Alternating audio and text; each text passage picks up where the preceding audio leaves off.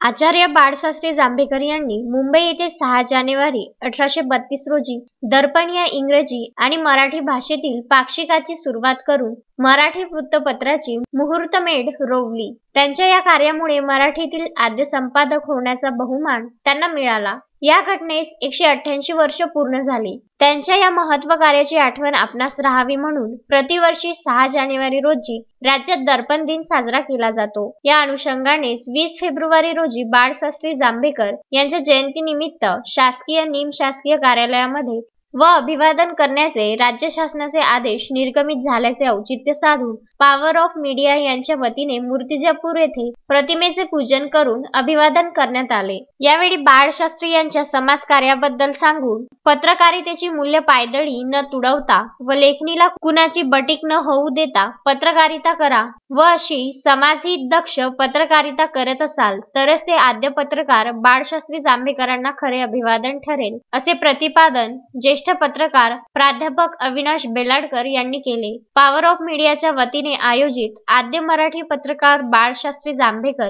यांच्या जयंती समारोहात ते बोलत होते. राष्ट्रवादी काँग्रेसचे प्रदेश संघटन सचिव रविकुमार राठी यांच्या अध्यक्षतेखाली या कार्यक्रमाला प्रमुख अतिथी म्हणून ज्येष्ठ पत्रकार प्राध्यापक दीपक जोशी, राष्ट्रवादी काँग्रेस अल्पसंख्याक सेलचे जिल्हाध्यक्ष निजाम इंजिनियर, नेहरू युवा बहुउद्देशीय मंडळाचे अध्यक्ष विलास वानखडे, धामोरीचे उपसरपंच विजय चतुरकार उपस्थित होते. बाळशास्त्रींना त्यांच्या जयंतीनिमित्त शासकीय निमशासकीय कार्यालयामध्ये व अन्यत्र अभिवादन करण्याचे राज्य शासनाचे आदेश निर्गमित झाले असून तो संदर्भ घेऊन हा कार्यक्रम आयोजित केल्याचे पॉवर ऑफ मीडियाचे जिल्हा संपर्क प्रमुख बाळासाहेब गणोरकर यांनी प्रास्ताविकातून नमूद केले. तसेच विलास वानखडे यांना मुंबईच्या प्रतिष्ठित संस्थेचा पुरस्कार मिळाल्याबद्दल त्यांचा सत्कार करण्यात आला. रविकुमार राठी, प्राध्यापक दीपक जोशी, निजाम इंजिनियर यांची भाषणे झाली. यावेळी सूत्रसंचालन गोपाल ठक यांनी केले तर अजय प्रभे यांनी आभार मानले.